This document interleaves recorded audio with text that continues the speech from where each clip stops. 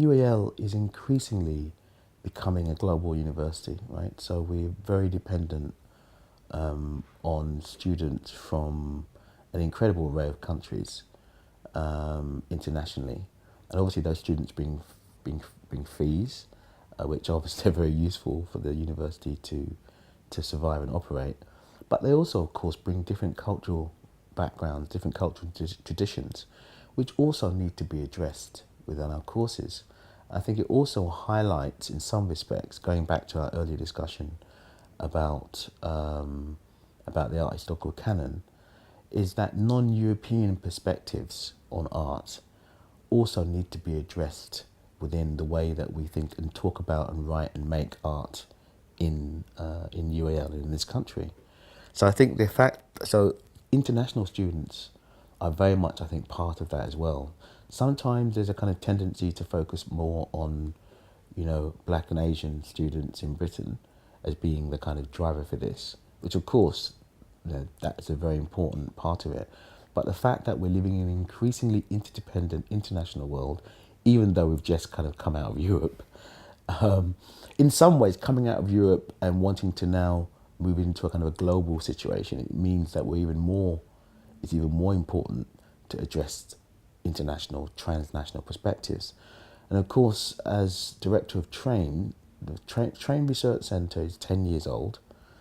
And for 10 years, 10 years ago, if you speak to people like Toshio Watanabe, who was the director of Train before myself, when he set this centre up with people like Oriana Badley, Deborah Cherry and Michael Asbury and a few of the other researchers that were some of the founding researchers in Train, they found that at that time, even just 10 years ago, questions of thinking about, for example, modernism in an international perspective were not that well known, or if you like, outside of a kind of Euro-American perspective.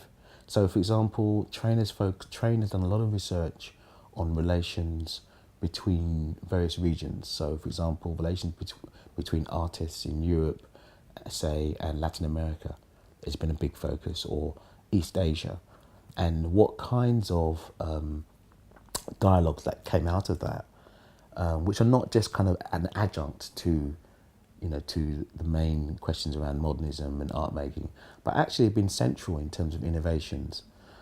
So the idea of multiple modernities, the idea of a kind of global modernity, is something which I think more and more institutions are starting to take on board. So if we look at, for example, Tate, just behind us there, or Tate Modern, Tate Modern has been quite aggressively starting to program much more artists from non-European perspectives.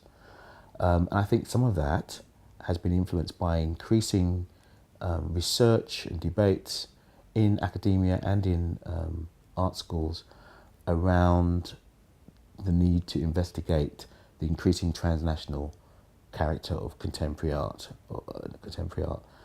Contemporary art itself, if you think about it, operates transnationally, and you've mentioned the technology. So, for example, in an age of the internet, it's not really the internet which really covers the whole globe, and you can get the whole globe, if you like, access to information from the globe on the palm of your hand through a laptop or through a mobile phone. It's not possible, really, in that kind of context, to just think about making art or writing about art in a mono kind of cultural understanding. It kind of is at odds with how art is actually circulating and how artists are influenced by all kinds of transnational, global, cultural aspects. So artists now, including artists that are coming up at UAL, are coming already with these kind of global influence on the table, but they need methodologies. They need ways of methods to investigate, and also information about other perspectives to give depth to some of the materials that they're encountering, in everyday life. So I think a kind of transnational perspective